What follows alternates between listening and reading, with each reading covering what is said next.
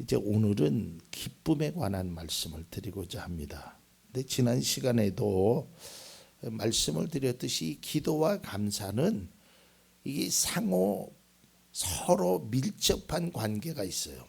다시 말해서 기도하는 사람은 감사할 수밖에 없어요. 그러니까 제가 어느 때는 참 목사로서 마음이 참 무거울 때가 있는데요. 그게 뭐냐면 성도님들이 뭐 아프시거나 힘드시거나 이제 이런 문제가 있으면 참 목사로서 마음이 많이 아파요. 그래서 이제 새벽에 기도하면서 하나님 어째 우리 교회 성도님들은 이렇게 다 아프지요?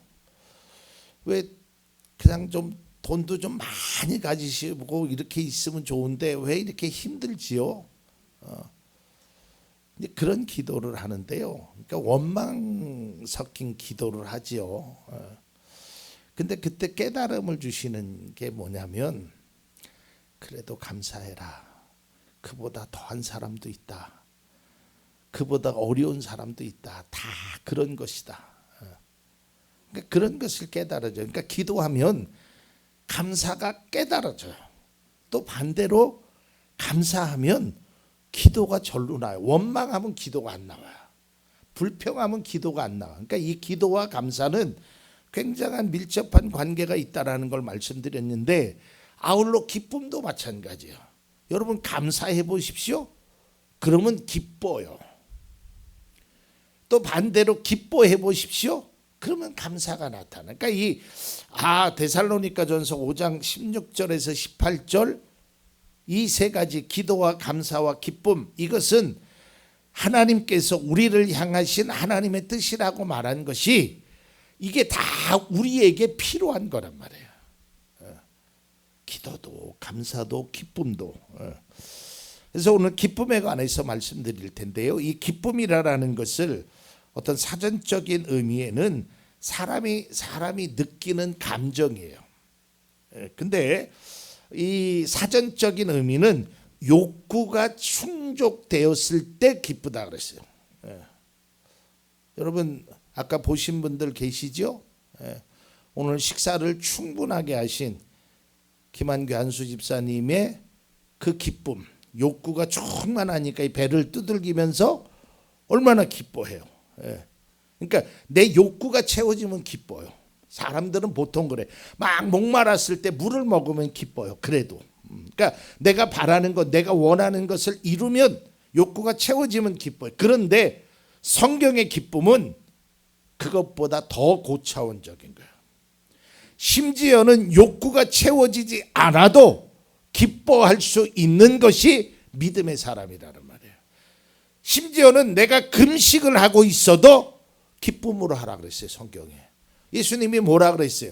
금식하면서 인상 쓰라 그랬나요? 아니에요. 기뻐하는 모습으로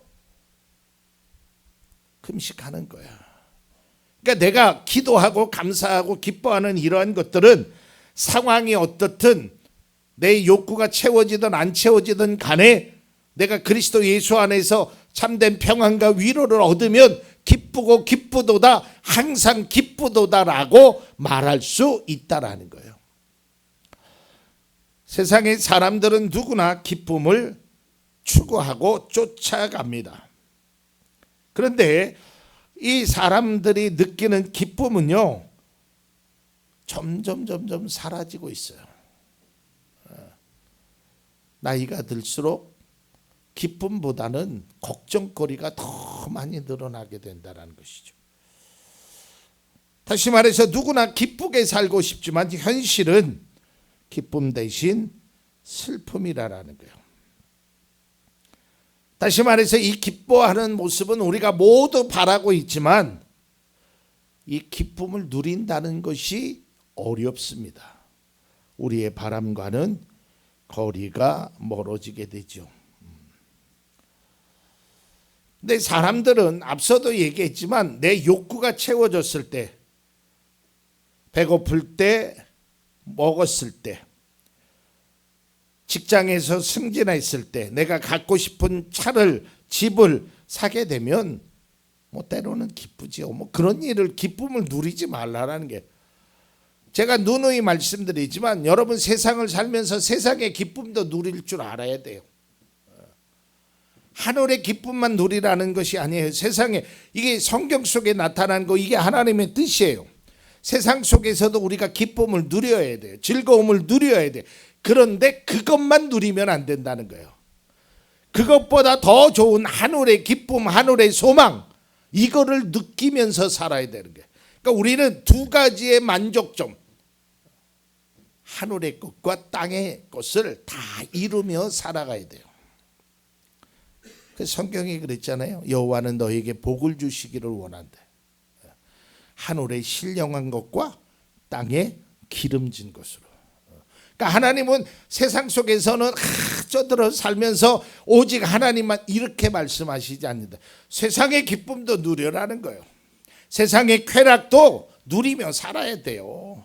어떻게 우리가 영적으로만 살아갈 수 있겠어요?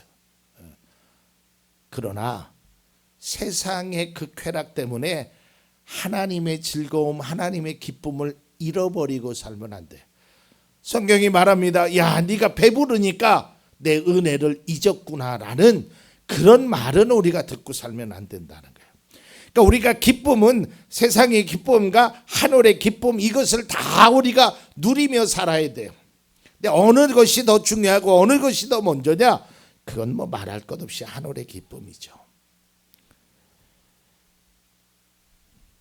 이러한 기쁨, 세상의 가치 이런 것들을 누리면서 살면서 또한 그리스도인의 그 하나님이 주신 그 기쁨 그걸 누리며 살아야 돼. 저는 말씀을 준비하면서 우리가 세상의 기쁨은 거의 소유나 만족에 있습니다. 그러니까 내가 어떤 것을 소유했을 때 만족했을 때 내 어떤 상황이 좋아졌을 때 기뻐하죠. 여러분 한번 생각해 보세요. 내가 생각지도 않았던 어떤 뭐 큰 돈을 내가 벌게 되었던지 뭐 누군가가 나에게 큰 도움을 주면 얼마나 기뻐요. 근데 그리스도인의 기쁨은 어떤 소유의 기쁨이 아니라 본질의 기쁨이라는 거예요. 제가 이따 뒤에 말씀드리겠지만 심지어는 내가 무엇을 얻지 않아도 내 상황이 때로는 어려워도 여기서 기뻐할 수 있는 것이 진정한 그리스도인의 기쁨이란 말이죠. 차원이 좀 다른 것이죠. 자, 요한복음 15장 11절 말씀. 이 말씀은 예수님께서 이제 제자들에게 이제 십자가의 대업을 지시기 전에 이제 유언에 가까운 말씀을 하셨던 그 내용 중에 일부입니다. 내가 너희에게 이런 말을 한 것은 내 기쁨이 너희 안에 있게 하고 또 너희의 기쁨이 넘치게 하려는 것이다. 그러니까 예수님이 제자들에게 하나님이 우리에게 바라시는 것은 우리가 기뻐하는 것을 바라고 계신다는 거예요. 그러니까 우리가 기쁘게 사는 것을 하나님이 원하고 계신다는 거예요. 또한 요한복음 17장 13절을 보겠습니다. 이제 나는 아버지께로 갑니다. 내가 세상에서 이것을 아뢰는 것은 내 기쁨이 그들 속에 차고 넘치게 하려는 것입니다. 그러니까 예수님이 십자가를 지신 것도 그렇고 예수님이 이 땅에 우리를 위해 오신 것도 그렇고 다 우리에게 궁극적인 것은 기쁨을 주기 위함이라는 거예요. 그래서 우리 그리스도인들은요, 나중에 제가 언제 기회 있으면 갈라디아서 한번 강해를 이렇게 할 텐데요. 그 자유를 얻어야 돼요. 진짜 기쁨의 자유. 1945년 8월 15일 날 많은 사람이 거리를 태극기를 들면서 대한독립 만세하면서 그 자유함과 기쁨을 누렸던 그 기쁨. 정말 예수 안에서 우리가 찬양의 가사처럼 나 자유 얻었네, 너 자유 얻었네, 우리 자유 얻었다. 야, 이 죄와 사망의 권세를 예수 그리스도께서 깨심으로 내가 이런 기쁨을 얻었다는 것이 진짜 기뻐할 수 있는 모습이 우리에게 필요합니다. 사도 바울도요, 이 기쁨을 누렸던 사람입니다. 성경에 나타난 믿음의 사람들은 이러한 기쁨을 누렸어요. 근데 이 말씀의 결론을 보면 이 기쁨은 조건이나 상황이나 소유의 기쁨이 아니에요. 한번 말씀을 좀 볼까요? 빌립보서 2장 17절에서 18절. 그리고 여러분의 믿음의 제사와 예배에 나의 피를 붓는 일이 있을지라도 나는 기뻐하고 여러분 모두와 함께 기뻐하겠습니다. 여러분 이게 무슨 말이에요? 내가 죽어도 괜찮다는 거예요. 여러분과 함께 있으면 나는 기쁘다는 거예요. 18절 여러분도 이와 같이 기뻐하고 나와 함께 기뻐하십시오. 그러니까 이게 부모의 마음인 것 같아요. 이게 하나님의 마음인 것 같아요. 우리를 향하신. 그러니까 사도 바울도 성도들을 향한 그런 마음, 내가 죽어도 괜찮다. 그런 일이 있어도 내가 여러분들을 위해서 나는 기쁘게 살아갈 수 있다라는 것이죠. 우리가 잘 아는 말씀이 이맘때면 항상 나오는 말씀이죠. 하박국 3장 17절에서 18절. 무화과 나무에 과일이 없고 포도나무에 열매가 없을지라도 올리브 나무에 딸 것이 없고 밭에서 거둬들일 것이 없을지라도 우리의 양이 없고 외양간에 소가 없을지라도 나는 주님 안에서 즐거워하련다. 나를 구원하신 하나님 안에서 기뻐하련다. 여러분 17절에 보니까 구조가 이렇게 돼 있어요. 없고 없을지라도 없고 없을지라도 없고 없을지라도. 그러니까 우리가 소유에 대한 기쁨만 갖고 있으면 이럴 때는 기뻐할 수 없어요. 정말 우리가 기뻐할 수 있는 이유가 있어요. 제가 말씀을 준비하다가 책에서 정말 놀라운 구절을 하나 읽게 됐습니다. 마지막으로 자막 한번 보여주세요. 하나님께서 주신 선물을 기뻐하기보다는 선물을 주신 하나님을 기뻐해야 돼. 이게 진짜 기쁨이에요.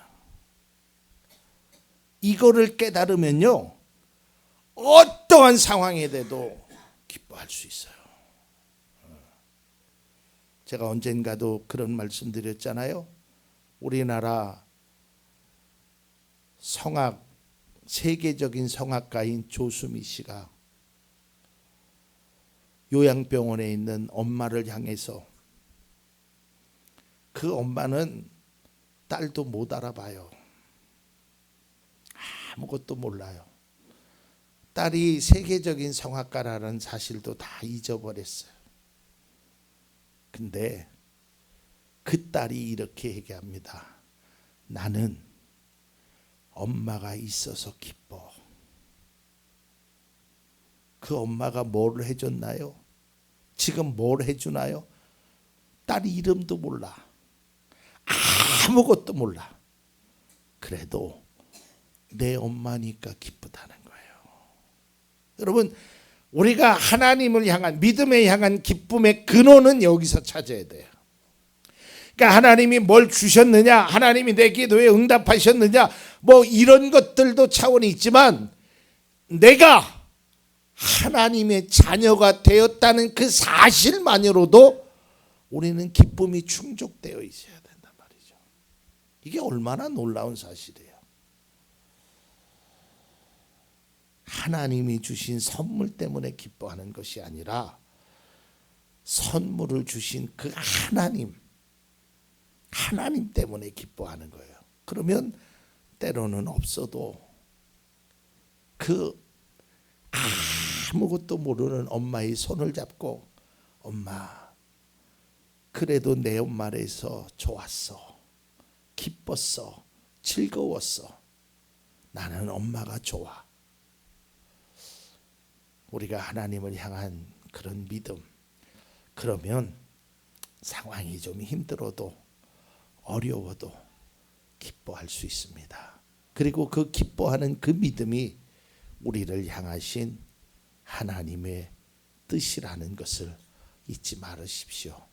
상황에 어렵고 힘들어도 우리 속에 내가 그 힘듦은 어려움을 고통을 아랠 수 있는 하나님이 계시다는 것, 그것이 얼마나 기쁨이라는 사실을 깨달는 것이 믿음이고 신앙입니다.